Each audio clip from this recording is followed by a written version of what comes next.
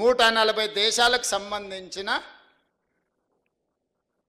ప్రతినిధులు అందరూ మన హైదరాబాద్ రాష్ట్రానికి 25-26 రోజులు ఉండబోతున్నారు. మే 7th నుంచి మే 31st వరకు ప్రపంచ దేశాలన్నీ మన నగరంలో మన ప్రాంతంలో, not only in Hyderabad, Warangal 1000 స్తంభాల గుడి కావచ్చు, రామప్ప గుడి కావచ్చు, పర్యాటక ప్రాంతాలు ఏవేవైతున్నాయో తెలంగాణ రాష్ట్రంలో అన్ని వాళ్ళు పర్యటించబోతున్నారు.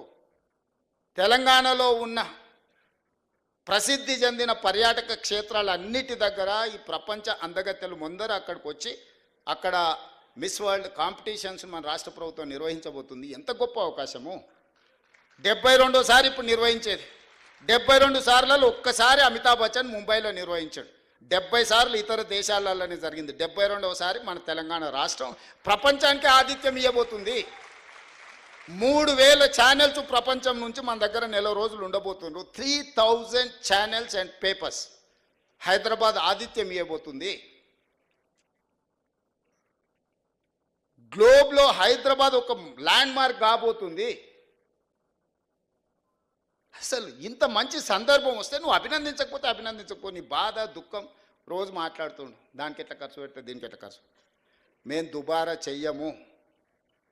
మేము 5-10 కోట్లు 20 కోట్లు ఒకవేళ దీంట్లో ఖర్చు పెడితే ప్రపంచ దేశాల నుంచి వేలాది లక్షలాది మంది ఇక్కడికి వస్తే ఇక్కడ ఉండే hotel industry, food industry, other ఇండస్ట్రీస్లో 100 కోట్ల రూపాయల ఆదాయం తెలంగాణ రాష్ట్రానికి రాబోతుంది.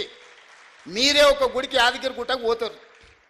బస్సు ఉచితం ఇచ్చినా మీరు ఉండి లేచింది అనుకోండి, ఆడ ఏదైనా షాపులలో కొనుక్కున్నది అనుకోండి, మీ ట్రాన్స్పోర్ట్ కంటే కూడా 3 అంతలు ఎక్కువ పైసలు ఖర్చు పెడతలేరా? మన జాతరకు పోతాం, మన పిల్లలు అదిగోని ఇదిగోని అని అంటే మనల్ని ఎవరన్నా ఫ్రీగా తీసుకపోయినా మనం ఆడ ఖర్చు పెట్టొస్తలేమా? Hotel industry, food industry, transportation, ఇన్ని వేల మంది వస్తే ఎన్ని ట్యాక్సీలు, నిరుద్యోగ యువకులకు ట్యాక్సీలు నడుపుకో, ఊబర్, ఓలా లాంటి వాటికి ఎంతమందికి పని కలుగుతుంది? ఎన్ని హోటల్స్ నెల రోజులు 100% బుకింగ్ ఉంటాయి. ఇంత ఆదాయం రాష్ట్రానికి రాబోతుంది. ప్రపంచ దేశాలని హైదరాబాద్ నగరం వైపు చూడబోతున్నాయి. ఇన్ని దేశాలను ఒక దగ్గరికి మనం రప్పించగలిగిన శక్తి సామర్థ్యం నీకుంటే, అమెరికాలో చదివచ్చినావు కదా, 10 ఏళ్ళలో ఎందుకు తీసుకురాలేదు?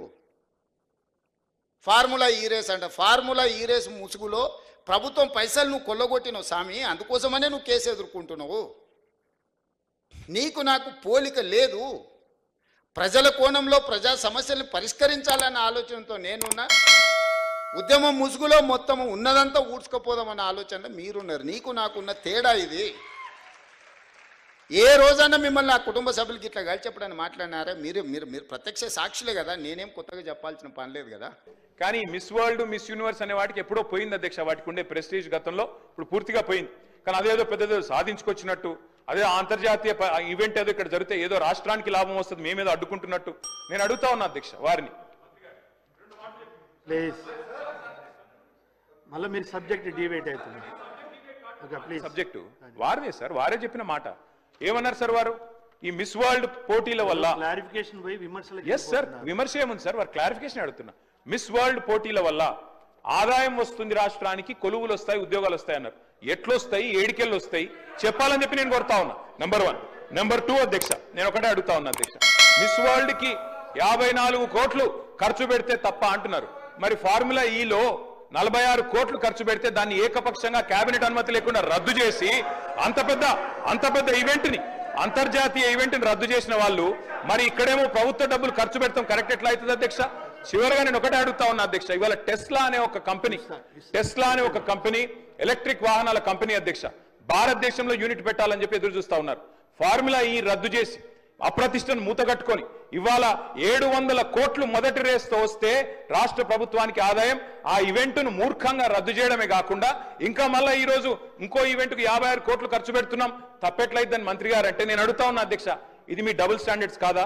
ఇది హిపోక్రసీ కాదా? ఫార్ములా ఈ వల్ల మేము ఆశించింది ఏంటి అధ్యక్ష? తెలంగాణ మొబిలిటీ వ్యాలీ మీ దివిటిపల్లిలో అమర్ రాజా బ్యాటరీస్ తెచ్చాం అధ్యక్ష. ఎన్కాతలలో స్పీకర్ గారి నియోజకవర్గంలో 1200 ఎకరాల్లో అక్కడ మొబిలిటీ వ్యాలీ పెడుతున్నాం. అదేవిధంగా జహీరాబాద్ లో మ్యానుఫ్యాక్చరింగ్.